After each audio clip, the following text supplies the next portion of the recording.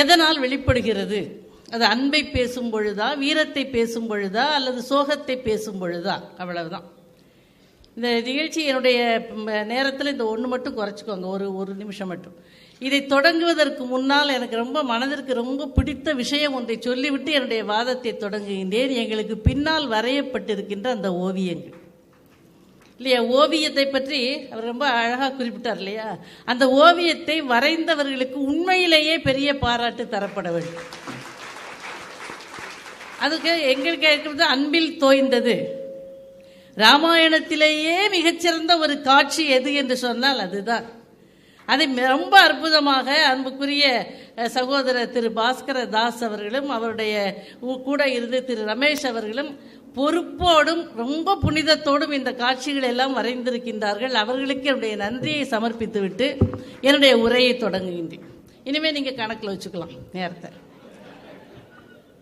இந்த அன்பில் தோய்ந்த காட்சிகள் அப்படின்னு சொல்லும் பொழுது மனித உணர்வுகளிலேயே ரொம்ப மனித உணர்வுகள் சொல்லக்கூடாது, உயிரினத்தின் மொத்த உணர்வுகளிலேயே பொதுவானது, எல்லா உயிருக்கும் பொதுவானது அன்பு இல்லைங்களா. சோகம் கூட உயிர்களுக்கு இருக்காது, மற்ற உயிர்களுக்கெல்லாம் பெரிய சோகம் எல்லாம் கிடையாது.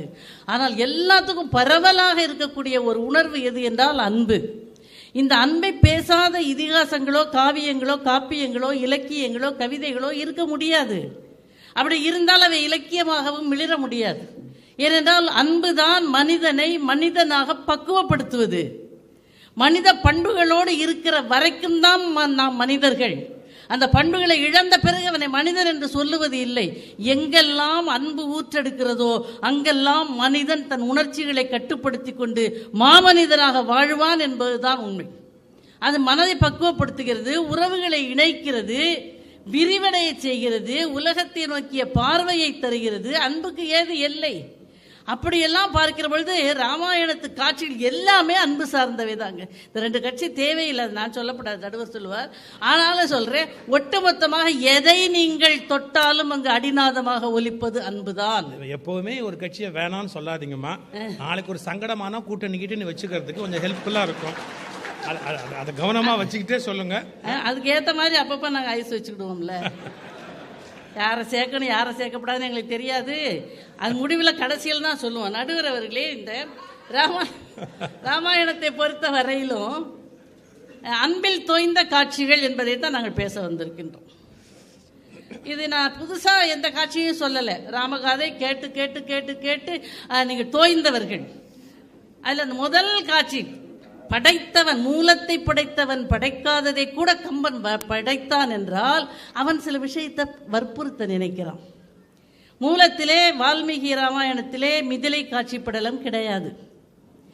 ஏன் அதை கம்பன் கொண்டு வந்தான் என்றால், தமிழன் அன்புக்கு அடிமையானவன். அன்புதான் இவனுடைய வாழ்க்கையின் தொடக்கம். அதை சொல்லத்தான் இந்த காவியத்தை அந்த பகுதியிலே எழுதுகின்றான். அந்த காவியத்தில் எழுதுகிற பொழுது அவன் என்ன காட்டுகின்றான்? காட்சி நடந்தது 2 வினாடிகளில். நான் சொல்ல போகிற இந்த காட்சி ராமாயணத்தில் நடைபெற்றது 2 வினாடிகளில். நான் சொல்ல போவது 2 நிமிஷத்தில். ஏன்னா அவ்வளவுதான் எனக்கு கொடுத்துருக்கு நேரம். 2 வினாடிகளில் என்ன நடந்தது? மிதிலை மண்ணில் நடந்தான் ஸ்ரீராமன், மாடத்தில் இருந்தாள் ஸ்ரீதேவி. இந்த வானத்தை நோக்கி நிலவை நோக்கி ஆர்ப்பரிக்கின்ற அலைகள் மேல் நோக்கி எழுமாமே, அது போல ஸ்ரீராமனின் பார்வை தன்னை அறியாமல் மாடத்தை நோக்கி எழுந்தது. ஏற்கனவே தலை குனிந்த வீதியை பார்த்து கொண்டிருக்கின்றாள் ஸ்ரீதேவி, அவள் பார்வை கீழ் நோக்கி இருந்தது. கம்பன் இதை அற்புதமாக எழுதுகின்றார். எல்லாரும் நம்ம சொல்லி சொல்லி சொல்லி ரசித்த வார்த்தைகள் தான். அண்ணலும் நோக்கினான், அவளும் நோக்கினாள். எங்க சாரதாக்காவா இருந்தா இது ஆரோகணத்திலையும் அவரோகணத்திலையுமா பாடிடுவாங்க. ஏன் தெரியுமா ஆரோகணம் அவரோகணம்னு சொல்றேன்? அண்ணலும் நோக்கினான் என்று சொல்லும் பொழுது ஆரோகணம் மேலே எழும்பணும், அவளும் நோக்கினாள் என்று சொல்லும். சரிதானாக்கா? எனக்கு இசை தெரியாது, ஆனாலும் இது ஒரு முயற்சி, அவ்வளவுதான் இல்லையா? அது அவரோகணத்திலே ஆரோகணத்து. ஏன் இப்படி எழுதுனா? இந்த காட்சி 2 நிமிஷம் தான், 2 வினாடி தான் நடந்தது என்றேன். இல்லை பார்த்தா 2 பேரும் இதயமெல்லாம் அங்கே இங்கேயும் மாறி போயிடுச்சு.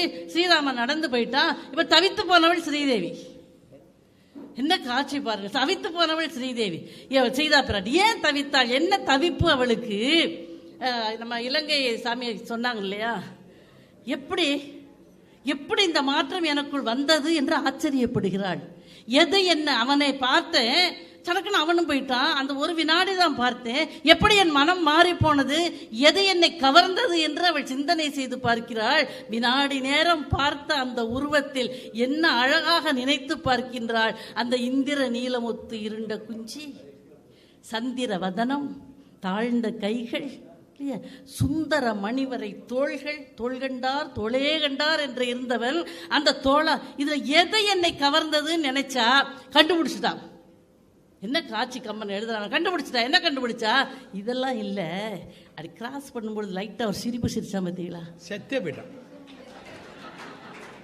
அது யாருக்கு தெரியாம சிரிச்சிருக்கான், முன்னால போன முனிவருக்கும் தெரியாது, பின்னால வந்த இளைய பெருமாளுக்கும் தெரியாது, இவன் சிரிச்சிருக்கான். அப்பத்தான் இது அவன் சிரித்த அந்த முறுவல் என் உயிரை உண்டது என்றவள் நினைப்பாள் என்றால் அப்ப சிரிச்சிருக்கான் ராமன். அது அவங்களுக்கு தெரிஞ்சிருக்குமா, தெரிஞ்ச மாதிரி காட்டிக்காம இருந்தாதான் முனிவருக்கு கௌரவம்.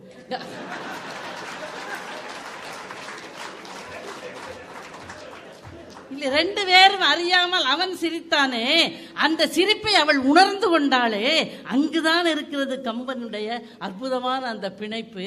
அவன் நினைச்சு பார்க்கிறான், என் மனதை நான் இதை எப்படி வச்சிருந்தேன், இரும்பு கோட்டை மாதிரி வச்சிருந்தேனே, இந்த கோட்டைக்குள்ள எப்படி நுழைஞ்சான், எப்படி நுழைய முடியும், எல்லா கதவுகளும் சாத்தப்பட்ட இரும்பு கோட்டை என் மனம், ஆனால் இந்த மனத்திற்குள் அவன் நுழைந்தான் என்றால் எப்படி நுழைந்தான் நினைச்சு பார்க்கிறா பிராட்டி.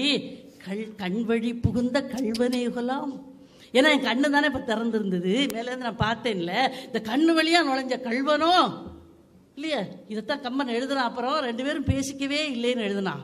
ஏன் பேசலைன்னா, அவங்க ரெண்டு பேரும் அந்த கருங்கடல் பள்ளியின் கலவி நீங்கி போய் பிரிந்தவர்கள், இப்போ கூடியிருக்கின்றார்கள், பேச தேவையில்லை. இதுதாங்க காட்சி. 2 நிமிஷத்தில் சொல்லிட்டேன்னா இந்த காட்சியின் மாட்சிமை என்ன அங்கதான் இருக்கு. ஏன்னா கம்பன் ரசித்து ரசித்து புனைந்திருக்கின்றான் இந்த காட்சியை. நினைத்து பார்க்கிறாளே பிராட்டி, இந்த காட்சிகள் பின்னால் எங்கே வரையிலும் நம்முடைய கவிஞர்களால் கொண்டு வரப்பட்டது என்று பாருங்க. ஒரு காவியத்திலே ஒரு காட்சி புனையப்பட்டது, அது அது வந்து கம்பனுடைய பாடல்கள் எல்லாமே ஓவியங்கள் தான். அதனால தான் கம்ப சித்திரம் என்றது பேசப்பட்டது. அது கவிதையை சித்திரமாக புனைந்தவன் கம்பன். அந்த காட்சியை நினைத்து பார்க்கிறோம், அது காலமெல்லாம் காதலர்களுக்கு நடுவே ஊடாடிய ஒரு காட்சி. இது காலமெல்லாம் கவிஞர்கள் காதலை பேசுகிற பொழுது இதை பயன்படுத்தினார்கள். என் கண்வழி புகுந்த கல்வனேகொலாம் என்று நினைத்தாள் இல்லையா, அதை ரொம்ப பின்னால் வந்த வைரமுத்தவர்கள் எழுதுகிறார்கள். விழியில் விழுந்து இதயம் நுழைந்து உயிரில் கலந்த உணர்வோன்னு எழுது. எங்கேருந்து எங்கே பிடிச்சிருக்காங்க பார்த்துருக்கு. இதுதான் இந்த மாட்சிமை என்பது. காலந்தோறும் இந்த காட்சிகள் நம் இதயத்தில் சிம்மாசனம் இட்டு அமர்கின்றது. அவருக்கு முன்னால் வந்தாரே எங்கள் ஆளு கண்ணதாசன். ஏன் எங்காலும் சொல்றேன்னு உங்களுக்கு தெரிஞ்சிருக்கும். கண்ணதாசன் கவியரசர் எழுதினார், அந்த அழகிய மிதிலை நகரினிலே யாருக்கு ஜானகி காத்திருந்தாள், பழகிய ராமன் வருகையை எண்ணி பாதையை அவள் பார்த்திருந்தாளா. இது அதை கொண்டாந்து காட்டுறதெல்லாம் பெரிய விஷயம் இல்லைங்க. யாருக்காக காத்திருந்தாள், பழகிய ராமன் வருகைக்காக இருந்தார். பழகிய ராமன் வரவை எண்ணி பாதையை பார்த்திருந்தாள் என்றால் என்ன, அந்த வார்த்தையை பாருங்க, ராமனின் வரவுக்காக காத்திருந்தான்னு எழுதிட்டு போகலாம். பழகிய ராமன், அவன் ஒன்றும் புதுசு கிடையாது, ஏற்கனவே தெரிந்தவன். இந்த மண்ணுலகத்திற்காக 2 பேரும் பிரிந்து பிறந்திருக்கிறார்கள். மறுபடியும் பழகிய, இந்த பழகியங்கிற சொல்லு கண்ணதாசனுக்கு ரொம்ப பிடிச்ச வார்த்தை. பழகிய காதல் எண்ணி பள்ளியில் தனியே சாய்ந்து அழுவதே சுகம் என்று எழுதியவன் இல்லையா, அந்த பழகிய ராமன் இல்லையா, அவன் கருங்கடல் பள்ளியின் கலவி நீங்கி போய் பிரிந்தவர் என்று கம்பன் எழுதியதே ஒரு வார்த்தையில் பின்னால் வந்த கவிஞன் பயன்படுத்தி காட்டினான் என்றால் அதுதாங்க அந்த காட்சியினுடைய மாட்சிமை என்பது. எல்லா காலத்திலும் அது ஒரு சோசியல் வேல்யூன்னு சொல்றோம் இல்லையா, அந்த வாழ்வியலுடைய உயர்வையும் சிறப்பையும் காட்டுவது. இது காதல். ஏதோ அன்பு காட்சியின் உடனே காதலாத்தான் நம்ம சொல்ல போறாங்களோ நினைக்காதீங்க. காதல் மட்டும் இல்லை வாழ்க்கையில் அன்பு என்பது. இத்தனை வருஷத்துக்கு அப்புறம் அது நடந்தது நீங்க சொல்லும் போதே எங்கேயோ போற மாதிரி இருக்கு. அப்ப நடந்தப்ப ராமனுக்கு எப்படி இருக்கும் அப்படின்னு நினைச்சு பார்த்தா அந்த அன்பினுடைய உச்சம் அதுதான். அன்பு என்பது காதலாக பரிணமிக்கலாம், நட்பாக இருக்கலாம், உறவுகளுக்கு இடையே இருக்கக்கூடிய பாசமாக இருக்கலாம், பிரியமாக இருக்கலாம், நேசமாக இருக்கலாம், அபிமானமாக கூட இருக்கலாம். இது எல்லாமே அன்பு காட்சி தான். இதில் எது சொல்லப்பட்டாலும் அன்பு தான்.